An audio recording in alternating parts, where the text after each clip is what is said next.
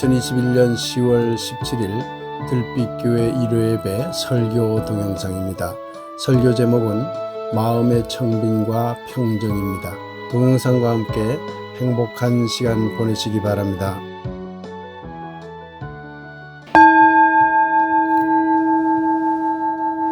네, 이제 오늘의 말씀을 함께 읽겠습니다. 누가복음 4장 18절에서 19절까지의 말씀입니다. 함께 읽죠. 주의 성령이 내게 임하셨으니 이는 가난한 자에게 복음을 전하게 하시려고 내게 기름을 부으시고 나를 보내사 포로된 자에게 자유를 눈먼 자에게 다시 보게 함을 전파하며 눌린 자를 자유롭게 하고 주의 은혜를 전파하게 하려 하심이라 하였더라. 마태복음 5장 3절 그리고 8절 9절입니다. 공동번역 개정판으로 읽겠습니다. 마음이 가난한 사람은 행복하다. 하늘나라가 그들의 것이다. 마음이 깨끗한 사람은 행복하다. 그들은 하나님을 뵙게 될 것이다. 평화를 위하여 일하는 사람은 행복하다. 그들은 하느님의 아들이 될 것이다. 말씀을 받습니다. 아멘. 네. 반갑습니다. 네. 오늘은 마음의 청빈과 평정이라는 제목으로 말씀을 함께 생각해 보겠습니다.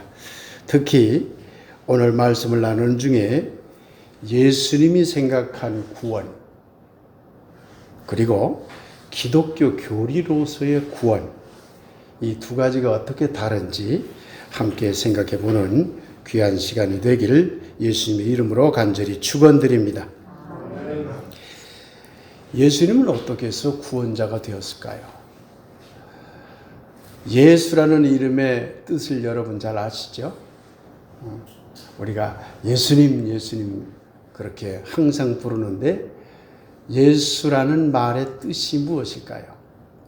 말은 야훼가 구원하신다, 그런 뜻입니다. 이게 예수와 또는 여호수아 하는 히브리 말을 이제 그리스 말로 바꾸는 과정에서, 그리고 영어로 바꾸는 과정에서 우리나라 말로 예수라고 그렇게 발음하게 됐습니다. 어떤 면에서는 정확한 발음은 아닙니다.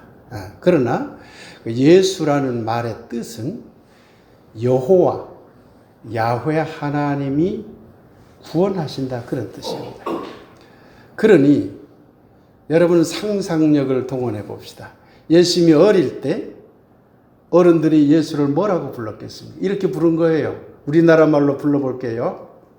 여호와가 구원하신다야, 여호와가 구원하신다야, 이렇게 부른 거예요. 무슨 말인지 알아들으시겠습니까? 우리는 그냥 예수님 하지만 실제 이스라엘 상황으로 들어가 보면 어른들이 어린아이를 부를 때 여호와가 구원하신다야, 이렇게 불렀던 겁니다. 그 소리를 예수님은 귀가 닳도록 어릴 때부터 들었을 겁니다. 그러니 자기 마음 깊숙이 하나님이 구원하신다라는 말을 아마 무의식적으로 새겨 들었을 겁니다. 그러지 않았겠습니까? 유명한 영화 있죠? 늑대와 함께 춤을 하는 영화 보셨죠? 그 늑대와 함께 춤을이라는 게 사람 이름으로 그 인디언들이 그 주인공의 이름을 붙여준 거잖아요. 왜냐하면 늑대하고 같이 이렇게 움직이는 것을 춤추는 것처럼 보아서 이름을 붙여버렸어요. 그러니까 그 사람을 부를 때는 늑대와 함께 춤을 이렇게 부른 거죠. 그렇듯이 이스라엘에서 특히 예수라는 이름이 많았었는데 그 예수라는 이름을 부를 때는 여호와가 구원하신다야, 이렇게 부른 것이 되는 겁니다. 여러분 생각해 봅시다. 어릴 때부터 젊은 시절까지 계속 여호와가 구원하신다야라고 들었던 예수님, 그 마음이 어땠을 것 같습니까? 아마 고민하다가 여호와가 구원하신다라는 말의 의미가 무엇일까? 그 깊이 침잠이 되어서 결국에는 출가를 하게 된 것이고, 여러분이 잘 아는 바대로 마침내 구원자가 되신 것이죠. 결국 예수님이 구원자가 되었다고 하는 이 말에는 몇 가지 중요한 의미가 있습니다. 예수님이 구원자가 되었다. 무엇으로부터 구원을 했다는 뜻일까요? 누구를 구원했다는 뜻일까요? 구원한 결과 어떻게 되었다는 뜻일까요? 또는 어떻게 되기를 희망했다는 뜻일까요? 구원하는 방법은 도대체 어떤 방법을 통해서 구원했다는 뜻일까요? 이 네 가지 질문을 우리는 항상 던져보아야 합니다. 그런데 전통적인 기독교 교리에 의하면 그 네 가지 질문에 대하여 이렇게 가르쳐 왔습니다. 죄로부터 구원을 하신 것이다. 예수 믿는 자들을 구원하신 것이다. 구원의 결과 천당 가게 될 것이다. 그리고 예수가 십자가의 희생제물이 되어 죽음으로써 구원을 받게 했다. 이렇게 대답을 해왔습니다. 사랑하는 여러분, 정말 그럴까요? 이 질문을 우리가 던져보자고 하는 것입니다. 우리는 이 네 가지 질문에 대해서 또다시 질문을 할 수 있어야 합니다. 왜냐하면 신앙적 교리는 중세 때의 신앙적 고백이 다르고 근대 때의 신앙적 고백이 다르고 21세기인 오늘날 신앙 고백이 다를 수밖에 없기 때문입니다. 그래서 21세기를 살아가는 우리는 죄로부터의 구원, 예수 믿는 자들만의 구원, 천당 가는 결과로서의 구원, 십자가 희생제물을 통한 구원이라는 신앙을 가지고 살아가는 것이 과연 바람직한 21세기 그리스도인들의 신앙의 자세일까 하는 물음을 물어야 한다는 얘기입니다. 예수님이 살았던 1세기 유대인들은 자기 죄를 용서받는 것을 구원으로 여겼습니다. 죄로부터의 구원이겠지요? 유대인들은 그렇게 믿었습니다. 그렇기 때문에 유대인들의 구원, 누구를 구원하는가라는 질문에 대한 유대인들의 구원은 죄로부터의 구원이었죠. 어떻게 구원을 받았다고 생각했을까요? 성전에 가서 양이나 소를 잡아서 희생 제물을 바치면 죄 용서받고 구원을 받는다고 생각했습니다. 이게 1세기 당시 예수님이 살았던 당시에 유대인들의 구원관이었습니다.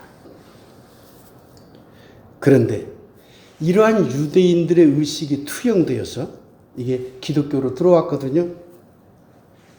중세적 기독교 교리도 죄로부터의 구원, 예수를 양이나 소와 같은 희생제물로 여겨서 십자가의 희생제물을 통한 구원이라는 구원관이 기독교 안에 자리 잡게 되었습니다. 제가 볼 때 유대교의 구원관이나 중세적 기독교의 구원관은 그리 달라 보이지 않습니다. 유대인과 예수 믿는 자라는 그 대상만 좀 달라졌을 뿐 죄로부터의 구원이고 희생제물을 통한 구원이고 크게 달라진 것 같지 않아 보입니다. 여러분은 어떻게 생각하는지 모르겠습니다. 그러면 이제 과연 죄로부터 구원이 바람직한 것인가 하는 문제를 같이 생각해 보겠습니다. 사랑하는 여러분, 예수님이 생각한 구원은 죄로부터의 구원이 아니었습니다. 놀랍게도 예수님은 죄로부터의 구원을 말한 적이 없어요. 오늘 본문인 누가복음 4장 18절과 19절을 보면 예수님이 나사렛 회당에 처음으로 가서 자신이 출가한 목적, 즉 공생애에 들어간 목적을 분명히 말하고 있습니다. 예수님은 이사야서를 인용하면서 가난한 자에게, 포로된 자에게, 눈먼 자에게, 눌린 자에게 그 억압과 고통으로부터 해방시키는 것, 그것이 구원이라고 선언했고 그것이 자기의 삶의 목적이라고 분명히 선언했어요. 가난한 자에게, 포로된 자에게, 눈먼 자에게, 눌린 자에게 그들은 전부 다 억압과 고통을 받는 자들입니다. 그것을 해소해 주는 것, 그것으로부터 해방하는 것을 구원으로 보았다는 얘기입니다. 가난한 자는 경제적으로 억압과 고통을 받는 자를 말합니다. 포로된 자는 정치적으로 억압과 고통을 받는 자를 말합니다. 눈먼 자는 육체적으로 억압과 고통을 받는 자를 말합니다. 눌린 자는 사회적인 억압과 고통을 받는 자를 말합니다. 예수님은 모든 억압과 고통, 곧 가난이라는 경제적 억압으로부터의 해방, 포로라는 정치적 억압으로부터의 해방, 눈먼 병자라는 육체적인 고통으로부터의 해방, 억눌린 상태라는 사회적인 억압과 고통으로부터의 해방을 구원으로 보았습니다. 이제 분명해졌습니다. 예수님이 생각한 구원은 죄로부터의 구원이 아니라 모든 억압과 고통으로부터의 구원이었던 것입니다. 누구를 구원한다는 말일까요? 예수님은 유대인만의 구원을 말하지 않았습니다. 유대인들의 구원과는 매우 배타적입니다. 여러분 잘 아시죠? 야훼 신은 유대 민족만을 구원하신다는 그런 철저한 믿음을 갖고 있었던 민족이 유대 민족입니다. 야훼 신이 유대 민족만을 구원하는 신이라면 우리가 굳이 믿을 필요가 있을까요? 여호와 신을 아무리 믿어봤자 유대 민족만 구원할 텐데요. 예수님은 그것을 거부한 사람이죠. 모든 이들의 구원을 말하는 분이에요. 억압과 고통을 받지 않는 존재가 있을까요? 이때 억압과 고통이라 함은 단순히 여러분들이 생각하듯이 강한 자가 약한 자를 누른다는 개념으로만 생각하지 마세요. 강한 자도 억압과 고통이 있습니다. 약한 자도 억압과 고통이 있습니다. 부자도 억압과 고통을 받아요. 결국 예수님이 보고자 하는 것은 이 세상의 모든 존재들은 다 억압과 고통 속에 있고 그것을 어떻게 해결할 것인가 하는 것이 예수님의 관심사였죠. 그렇다면 구원의 대상은 누구일까요? 예수 믿는 자들만의 구원을 예수님이 말한 것일까요? 예수님은요, 그런 말을 해본 적이 없어요. 예수 믿는 자만의 구원을 말하기 시작한 것은 바울이었죠. 바울이 참 훌륭한 일을 했으면서도 또 한편으로는 기독교를 많이 좀 왜곡하기도 했지요. 예수님의 본래 정신을 좀 바꿔버린 분이거든요. 여러분, 예수님의 구원 대상은 언제나 배타된 적이 없습니다. 공생애를 따라가다 보면 예수님도 어쩔 수 없이 인간이신지라 1세기의 시대 상황과 1세기의 유대 문화 속에서 살았던 사람인지라 이방인을 조금 배타하는 장면도 나옵니다. 기독교에서 이걸 잘 가르치려고 안 해요. 숨겨버리죠. 그럴 필요 없어요. 예수님도 그런 솔직한 인간인 것이죠. 자기의 한계 속에서 이방인을 배타 안 해보려고 하다가도 슬쩍슬쩍 나왔던 거죠.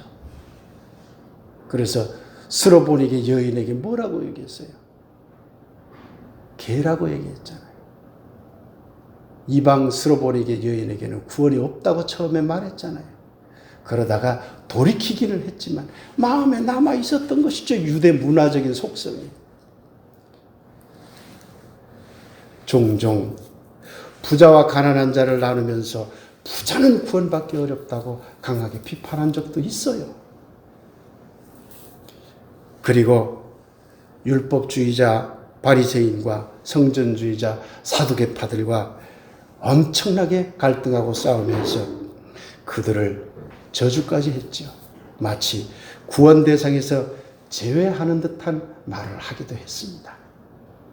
그러나 여러분, 복음서 전체 맥락을 살펴보면 예수님은 모든 인류와 모든 존재자들을 구원 대상으로 하였음을 알 수가 있습니다. 여러분에게 종종 여러 차례 말씀드렸듯이 예수님은 선과 악인으로 나누는 이원론적인 당시의 유럽 또는 당시의 유대의 그런 시대 상황에 영향을 받았지만 그럼에도 불구하고 종국에 가서는 하나님은 선인과 악인을 나누시지 않는 분입니다. 라고 선언하셨죠. 선인과 악인까지도 구별이 없는 하나님을 고백하신 분이 예수님이에요. 그러니 그분에게 있어서 구원의 대상은 선인에게만 해당되는 것도 아니고 악인에게 해당되는 것도 아니고 모두 다인 거예요. 왜? 그들 모두 억압과 고통 속에 있기 때문에 그렇습니다. 그러면 예수님은 구원의 결과를 어떻게 보았을까요? 1세기 유대인들은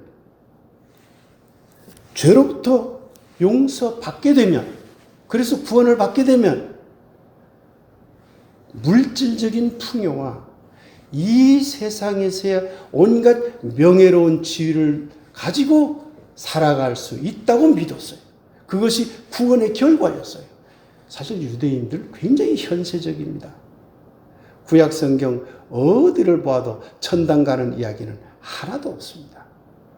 히브리 성서에는 오로지 축복이라고 하는 것이 이 땅에서의 풍요로움과 높은 지위를 얻는 것이에요. 그러니 하나님이 아브라함과 첫 계약을 맺을 때 뭐라고 했지요?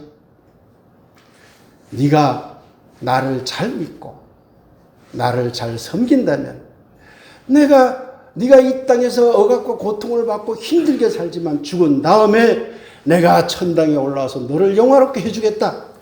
그렇게 우리 계약하자. 그랬습니까? 아니.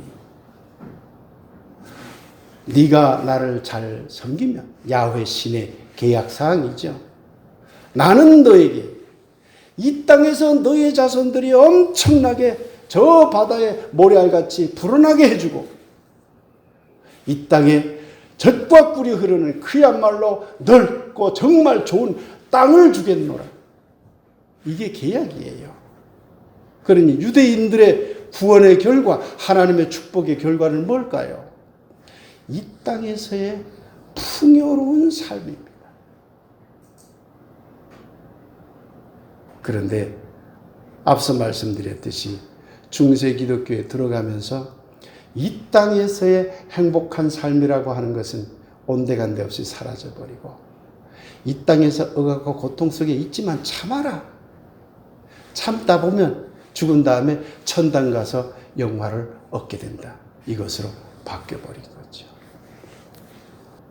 아리스토텔레스라는 유명한 철학자가 있는데 여러분 잘 아시죠? 그 아리스토텔레스가 이렇게 말했습니다. 모든 인간은 일정한 목적을 가지고 살아갑니다. 그리고 그 목적은 행복에 있습니다. 그런데 아리스토텔레스는 그 행복을 어떻게 규정했느냐면 인간이 타고난 능력을 온전히 발휘하여 잘 살아가는 것이 최고의 행복입니다. 이렇게 말했어요. 시골 목사 서양 철학을 걷다 아리스토텔레스 편에 보면 이 내용 자세하게 설명되어 있습니다. 간단히 말씀드리면 모든 식물적인 능력, 모든 동물적인 능력을 인간은 또 동시에 갖고 있다. 그러나 인간은 그런 능력을 넘어서서 변통적 능력과 실천적 능력과 그리고 관조적 능력을 갖고 있다. 이것을 좀 다른 말로 풀어서 얘기하면 진선미를 깨우칠 수 있는 그런 감동할 수 있는 능력을 인간은 갖고 있다. 그렇게 감동적인 삶을 살게 되면 최고의 행복이라고 얘기한 거예요. 아리스토텔레스. 적어도 아리스토텔레스의 입장에서는 인간의 궁극적인 목적이 뭘까? 행복한 삶이라는 거예요. 그러지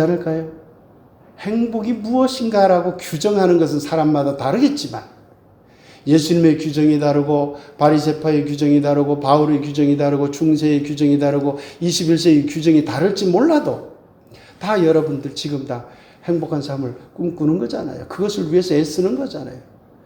구원의 결과가 있다면 그것은 결국 최고로 행복한 삶일 것입니다. 그것이 천당 가는 것이 되었든 여기에 물질적인 풍요로운 삶을 사는 것이 되었든 간에 최고로 자기에게 행복한 삶이 아마 구원의 결과가 될 것입니다. 그런데 예수님은 그런 면에서 최고로 행복한 삶을 뭐로 보았겠느냐 그 말입니다. 예수님은 구원의 목적, 곧 최고로 행복한 삶을 중세적 교리처럼 죽어서 천당 가는 것으로만 여기지는 않았습니다. 제가 간혹 여러분들에게 예수님이 천당 가는 것을 구원으로 여기지 않았다고 말씀하니까 그냥 천당 가는 것하고 예수님하고 상관없는 것이다 그렇게 생각하지 마십시오. 네. 천당 가는 것도 매우 소중합니다. 그러나 예수님이 본래 꿈꿨던 최고의 행복, 구원의 목적은 거기에 있는 것은 아니었습니다. 도리어 그것은 부수적인 거였어요. 이러이러한 삶을 살다 보면 그것은 얻게 되는 거예요. 그것이 무엇일까? 오늘 본문 이야기로 돌아가 보겠습니다. 오늘 본문 마태복음 5장 이야기 중에서 팔복 중에서 제가 3개를 이제 뽑았습니다. 5장 3절과 8절, 9절을 꼽았는데요. 이 3가지는 매우 중요한 어떤 특별한 의미가 있습니다. 마음이 가난하면 행복하다. 마음이 깨끗하면 행복하다. 평화를 이루기 위해서 애쓰면 행복하다. 근데 그 다음에 나오는 말이 그렇게 되면 하나님 나라를 얻게 되고 하나님을 만나게 되고 하나님 아들이라 일컬음을 받는다. 다른 복에는 하나님과 관련된 말이 없어요. 예를 들면 이렇습니다. 슬퍼하는 자는 복이 있나니 행복하다. 그러면 위로를 받을 것이요. 그렇습니다. 그런데 오늘 읽은 본문은 위로니 만족이니 하는 말이 없고 하나님 나라를 얻게 될 것이다. 하나님을 뵙게 될 것이다. 하나님 아들이라 칭함을 받게 될 것이다. 이렇게 하나님과 관련되어서 축복하고 있습니다. 예수님에게 있어서 가장 중요한 것이 무엇입니까? 하나님을 만나는 것과 하나님 나라를 이루는 거잖아요. 그게 예수님의 키워드잖아요. 그러니까 그 키워드의 핵심적인 복을 뽑아보면 3가지가 됩니다.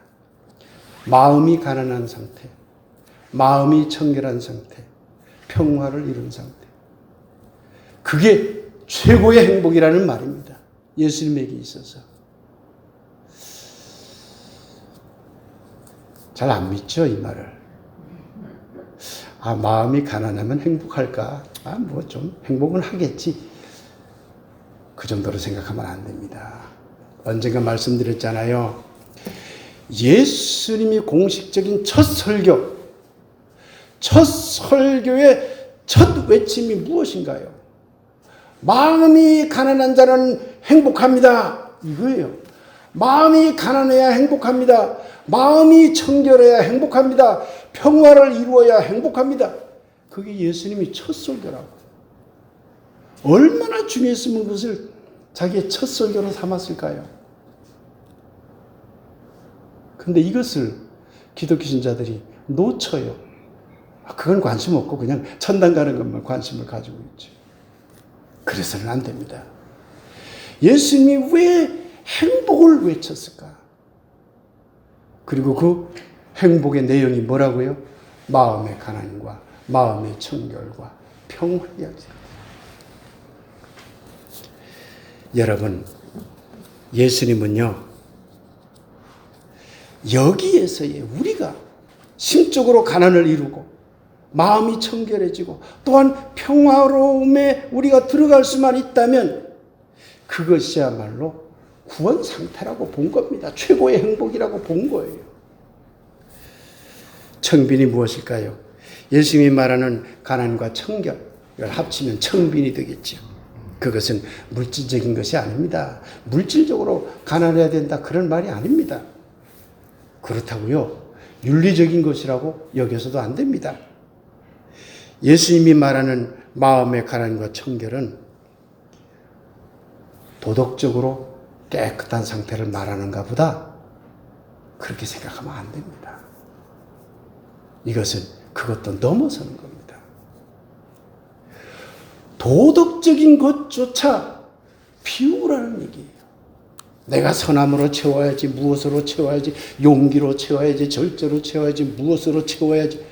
다 그것을 비우라는 얘기예요. 그것이 가난이에요. 악한 것을 채우라는 얘기는 물론 아니죠. 당연히 버려야 되겠죠.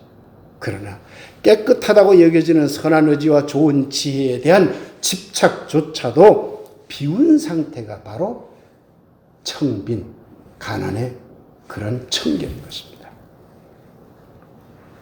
선한 것, 의지적인 것, 지혜로운 것일지라도 그것에 집착하는 마음은 결코 행복을 이룰 수 없다고 보았기 때문입니다.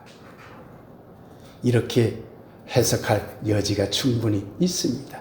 왜냐하면 예수님이 당시에 스토아 학파나 에피쿠로스 학파의 사상으로부터의 영향을 받았기 때문입니다.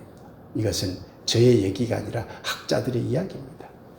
스토아 학파나 에피쿠로스 학파의 사상의 영향을 받았다면 분명히 모든 집착으로부터 그것을 내려놓는 것, 비워버리는 것, 선한 의지조차도 비워버리는 것, 그것을 청빈으로 보았을 것입니다.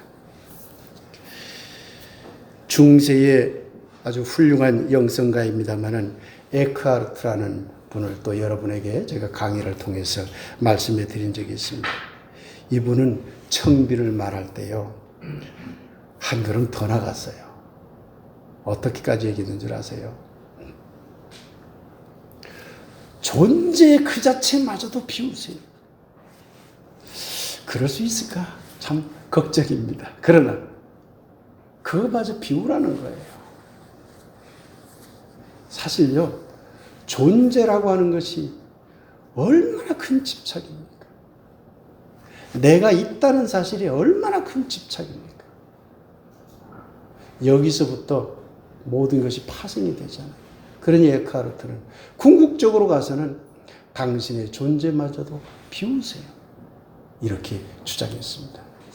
예수님의 사상이 거기까지 나아갔다고 보기는 어렵지만, 그러나 어쨌든 예수님은 분명히 우리들에게 청빈의 삶을 요청하신 것만은 분명해 보입니다. 그리고 그것이 최고의 행복에 이르는 길이라고 가르친 것만은 분명해 보입니다.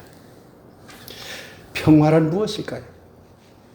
마태복음 5장 9절에서 말하는 평화 또는 화평이라고 번역된 말은 그리스 말로 에이레네라고 합니다. 에이레네.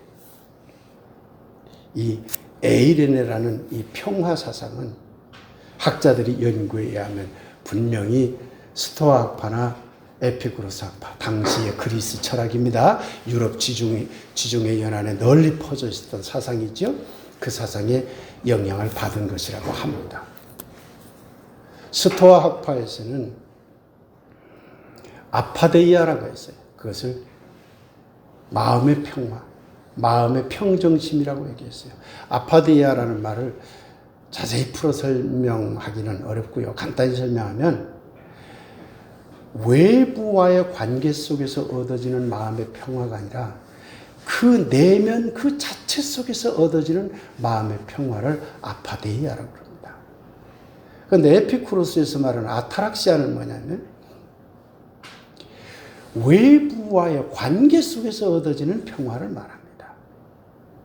아무개와의 갈등을 내가 풀어서 내 마음이 평화롭게 돼야지. 그거 다 버리고 평화롭게 돼야지. 저 물질적인 욕심에서 벗어나서 내 마음을 평화롭게 해야지. 이렇게 생각하는 것은 아타락시아입니다. 어찌됐건 아파데이아가 됐건 아타락시아가 됐건 다 그리스 사상은 마음의 평정 상태를 평화로 본 것입니다. 예수님이 말한 에이레네라는 말도 이 두 가지 뜻을 함축하고 있습니다. 그런데 제가 볼 때는요, 예수님은 아파데이아의 평화, 평정심을 주장할 면도 있어요. 그리고 아타락시아의 평화, 평정심을 주장할 면도 있어요. 그러나 아타락시아 쪽에 좀 기울어져 있었던 것 같습니다. 제 생각입니다만. 왜냐하면 타자와의 관계에서 오는 평화를 예수님이 굉장히 중요하게 여겼거든요. 그것이 이웃사랑으로 나타나기도 한 것이고요. 어찌됐건 간에 예수님이 생각한 평화 에이레네는 자기 안에서 어떻게 마음의 평정을 이룰 것인가, 그리고 타자와의 관계 속에서 어떻게 마음의 평정을 이룰 것인가라는 이 두 가지를 다 함유하고 있다고 봅니다. 그렇기 때문에 예수님이 꿈꾼 최고의 행복을 정리하면 모든 집착을 내려놓는 마음의 청빈과 자기 내면 또는 타자와의 관계 속에서 얻게 되는 마음의 평정 상태, 이것이 예수님이 생각한 최고의 행복. 오늘 설교 주제가 바로 예수님이 생각한 최고의 행복이라고 말씀드릴 수 있을 것 같습니다. 마음의 청빈과 평정. 이 문제에 대해서는 다음에 또 한 번 여러분에게 설교해 드릴 생각입니다. 조금 더 자세하게. 이제 그러면 마음의 청빈과 평화를, 평정심을 어떻게 이룰 것인가? 이 문제를 생각해 봅시다. 1세기 당시 유대인들은 성전 제사에서 앞서 말씀드렸듯이 양이나 소를 희생 제물로 잡아서 자기의 죄 대신 죽는 희생 제물로 잡아서 제사를 지냈어요. 자기 대신 죽어줬기 때문에 자기는 죄로부터 해방됐다고 여긴 것이죠. 여러분, 예수님의 구원도 그렇게 이루어졌을까요? 자기를 십자가에 제물로 바쳐서 잡아가지고, 그래서 여러분 성찬식은 예수님 피하고 살을 나눠 먹는 건가요? 옛날 유대인들은 양을 제물로 바쳐서 제사장들이 잡아서 바치잖아요. 그러면 그 부위를 나눠 먹었어요. 피는 안 먹었죠, 유대인들이. 그렇듯이 예수님을 여러분 십자가에 매달려서 죽게 만들어 잡아서, 그래서 여러분들이 피와 살을 먹고 계신가요? 그렇게 해서 구원을 얻었다고 여러분 생각하십니까? 그렇다면 여러분들은 유대교의 구원의 방법에서 한 발짝도 나아가지 못한 것입니다. 왜? 유대인들이 그렇게 믿었던 거거든요. 유대인들이 믿었던 그것을 예수에게 그냥 투영한 것이에요.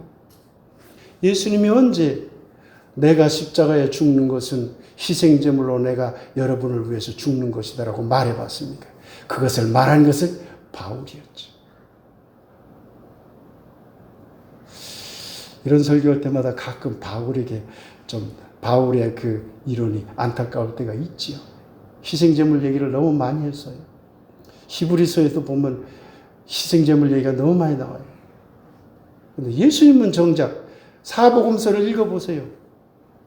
내가 희생제물이다 한 적이 있는가?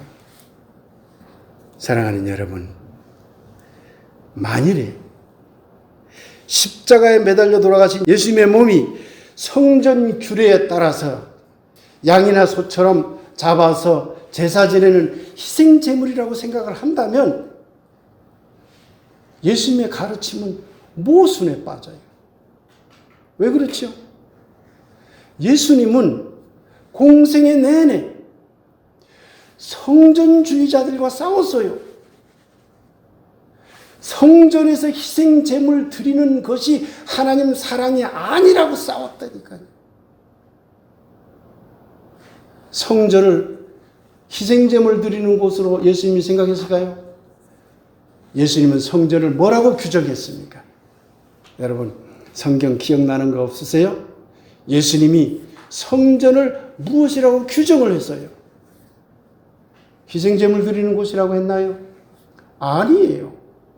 희생 제물을 주고서 하면서 그 제물에 쓰일 양이나 이런 비둘기나 이런 것을 팔고 사는 사람들을 내쫓으면서 뭐라고 얘기를 했어요? 성전은 희생 제물 드리는 곳이 아니라 하나님께 기도하는 집이라고 했잖아요. 기도하는 집. 그럼 기도하는 집에서 자기가 나 십자가에 죽을 테니까 희생 제물로 삼아서 너희들 구원받아라. 그렇게 가르쳤겠습니까? 만일에 예수님 스스로 자기가 희생제물이라고 가르쳤다면 예수님의 가르침 자체가 모순이에요. 왜? 그러면 성전주의자라고 싸워서는 안 되죠. 도리어 존중해야죠. 계속 싸운 이유가 뭐예요? 희생제물을 통해서 구원받는다는, 죄로부터 구원받는다는 그런 교리적 틀로 유대인들을 속박하는 그러한 성전 규례에 대한 도전이 바로 예수님의 공생의 삶이었던 것이거든요. 그렇다면 예수님은 어떻게 해야 구원을 얻을 수 있다고 생각했을까요? 이 질문에 대한 대답을 말씀드리겠습니다. 그것은 공감입니다. 예수님의 구원 방법은 공감하기와 공감 만들기에 있었습니다. 그게 도대체 무엇일까 하는 점은 다음 주일에 여러분들에게 설교해 드리도록 하겠습니다. 사랑하는 여러분, 시를 함께 읽어보도록 하겠습니다. 여기에 화면에도 띄워져 있습니다. 함께 읽어보겠습니다. 시작. 하나님은 청빈이시다. 우리가 누구이길래 사랑조차 집착이라며 드러내지 않으시는 그분을 우리의 마음과 영혼을 살찌우게 하리라며 그분으로 가득 채우려는 어리석은 열정으로 그분의 청빈을 모독하는가. 하나님은 평정이시다. 우리가 누구이길래 이 세계를 향하여 온전히 자기를 비워내므로 스스로 고요함 속에 잠들기를 원하는 그분을 아파데이아 평정, 아타락시아 평정, 모든 에이렌의 이름으로 언제나 깨어있게 하는가. 하나님은 공감이시다. 우리가 누구이길래 이미 우리 몸에 오신 그분을, 이미 우리 마음에 계신 그분을, 이미 우리 영이 되신 그분을, 그래서 이미 우리라는 관계 속에 항상 춤을 추는 그분을 언제나 저 혼자 고독하다며, 언제나 관심이 없다며, 언제나 서로 나누어 있다며 그분을 떨쳐내려 하는가. 시적으로 써보았습니다마는 청빈과 평정과 공감에 대한 주제를 이 시를 통해서 기억하시기 바랍니다. 사랑하는 들빛교회 교우 여러분, 예수님은 우리를 죄인이나 선인으로 규정한 적이 없습니다. 우리는 그분의 사랑하는 자들일 뿐입니다. 예수님은 모든 억압과 고통으로부터 벗어나기를 원하셨습니다. 예수님은 누구나 모두의 구원을 생각했습니다. 예수님은 우리가 이 땅에서 억압과 고통 속에 있을지라도 죽은 다음에 천당 가면 좋지 않겠냐는 식의 신앙을 요구하지도 않았습니다. 도리어 지금 여기에서의 행복을 원하셨습니다. 그리고 예수님은 지금 여기에서 물질적 풍요로움이나 정치적, 종교적, 사회적으로 높은 지위를 누리는 것을 행복으로 여기지는 않으셨습니다. 그분은 이런 곳으로 향하는 우리의 관심과 욕망을 전혀 다른 곳으로 돌려놓았습니다. 그것은 바로 마음의 청빈과 평정이라는 행복의 길이었습니다. 사랑하는 여러분, 이제 원죄니 배타적인 구원 대상이니 죽어서 천당이냐는 중세 기독교식의 신앙 교리를 다시 한 번 더 되돌아보게 되기를 빕니다. 그리고 여러분의 믿음 안에서 예수님이 원했던 행복의 길, 곧 마음의 청빈과 평정을 되새기게 되기를 빕니다. 이곳에서의 청빈과 평정이 행복이라면 아마 저곳에서도 마찬가지일 겁니다. 저곳에 가면 그저 물질적으로 풍요로워지는 것이 행복일까요? 예수님이 이곳에서 마음의 청빈과 평정을 말했다면 아마 천국에서도 마음의 청빈과 평정을 말하고 있으리라 봅니다. 사랑하는 여러분의 모든 삶이 마음의 청빈과 평정을 항상 기억하며 행복한 삶이 바로 우리 매우 가까운 곳에 있다는 것을 깨닫고 그에 따라 항상 행복한 삶이 여러분 가운데에 넘치게 되길 예수님의 이름으로 간절히 축원드립니다. 아멘.